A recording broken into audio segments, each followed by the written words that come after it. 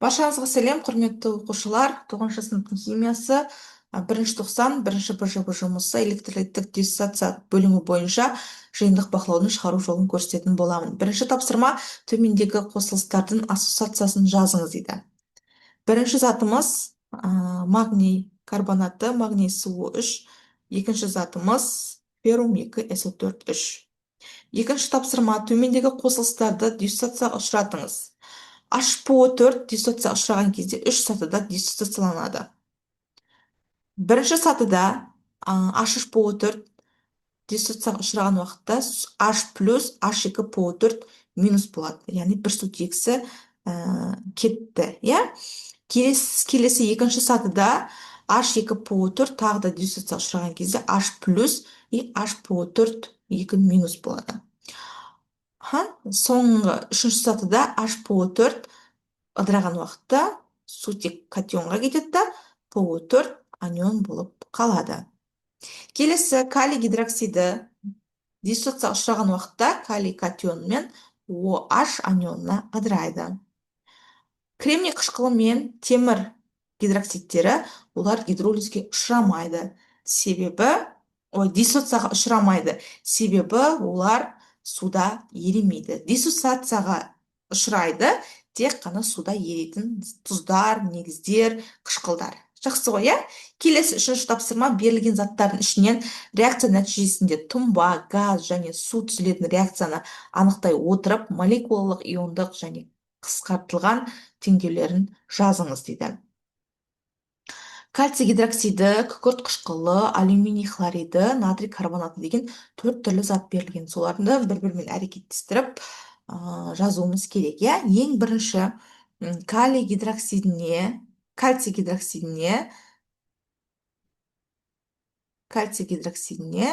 күкірт қышқылын қосатын болсақ, бізде кальций SO4 алынады және су бөлініп шығады. Жаңа бізде болды су түзілетін реакцияны анықтай отырып деді. Яғни бұл жағдайда бірінші реакцияда бізде су түзіле жүріп жатыр. Бұл жазғанымыз біздің молекулалық теңдеу.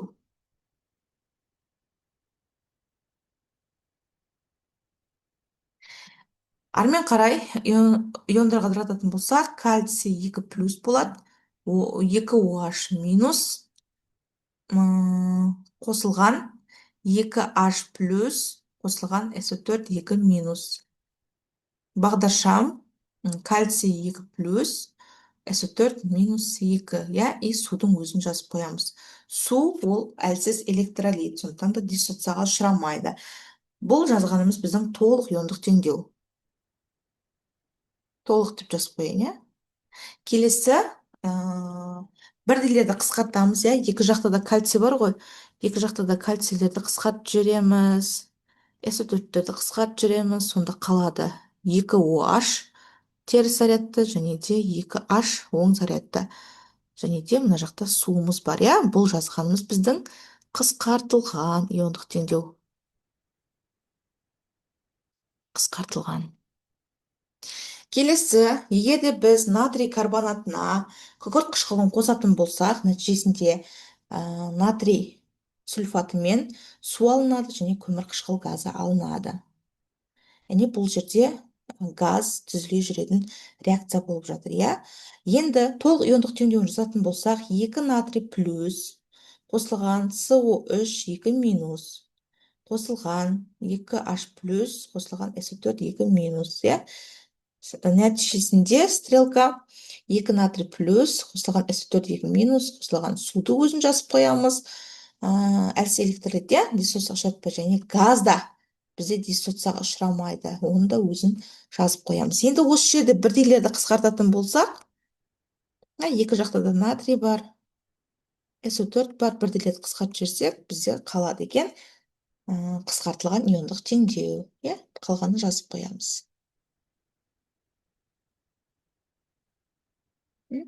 Бізде міне су түзілді, газ түзілді, енді тағы да бір реакция бар.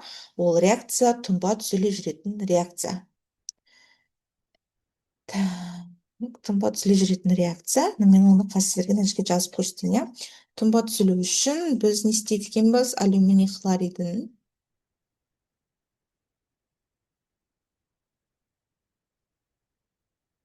Алюминий хлоридін кальций гидроксидімен әрекеттестіреміз. Нәтижесінде бізде алюминий OH3 деген тұнба алынады. Ақ түсі тұнба және кальций хлорид алынады.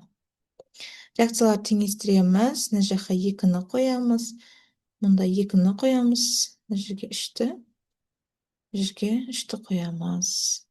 Бұл жерде оқушылар реакцияны теңестіріп алу өте маңызды рөл атқарады.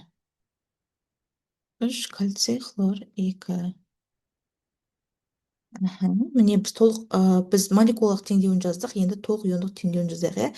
2 алюминий 3 плюс қосылған 6 хлор минус. Қосылған жерді көрдіңіздер ғой, бізде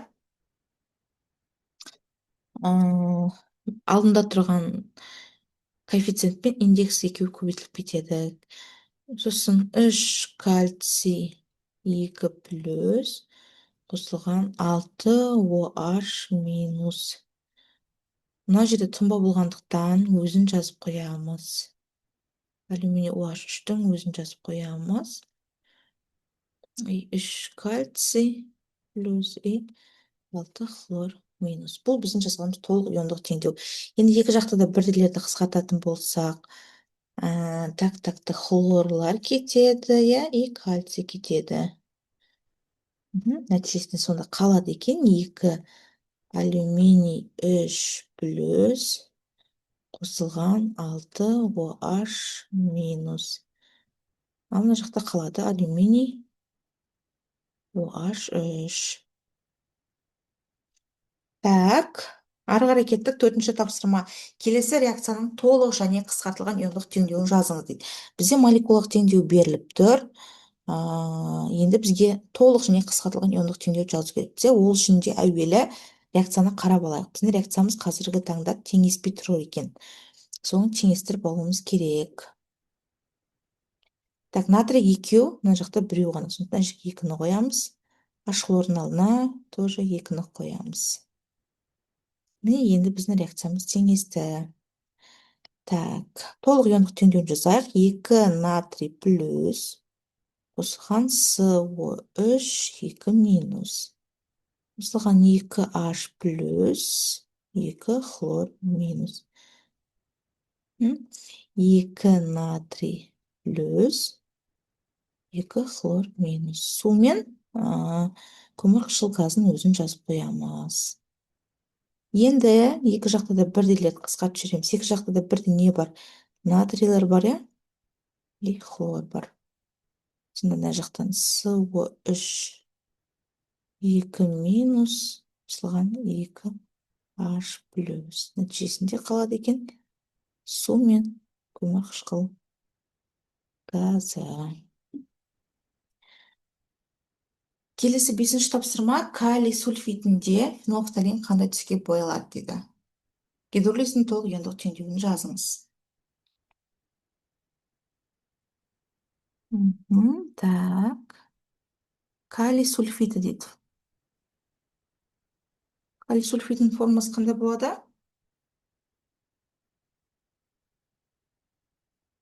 Калий 2 SO3.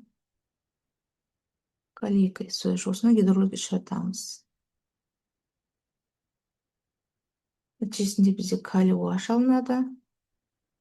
И H2SO3. Реакцияны теңестіріп алу керек. Біз калий теңеспей тұр, ана жерге 2-ні қоямыз. Сосын судың алдына 2-ні қойып теңестіріп аламыз. Әрмен қарай бұл біздің жазғанымыз молекулалық теңдеу. Әрмен қарай иондық теңдеуін жазамыз толық. 2 калий плюс SO3 2 минус қосылған судың өзін жазып қоямыз. 2 калий плюс 2 OH минус қосылған ошибка үшін өзін жазамыз. Ол диссоциацияға ұшырамайды. Иондарға ыдырамайды, иә? Енді бірдейлерді қысқартып жүреміз. Екі жақта да калий бар. Қалған жазып қоямыз. SO3.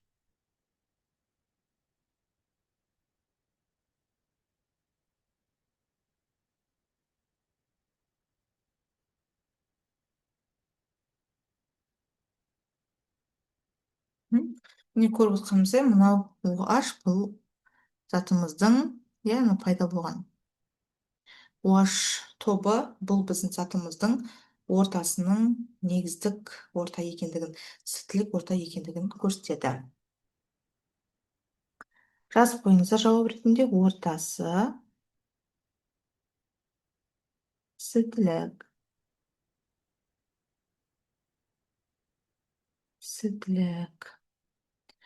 Фенолфталинді таңқурай түске бояйды. Сілтілік. Фенолфталин деген жаңағы индикаторды таңқурай түске бояйды. Себебі ортасы оның сілтілік болып тұр, иә?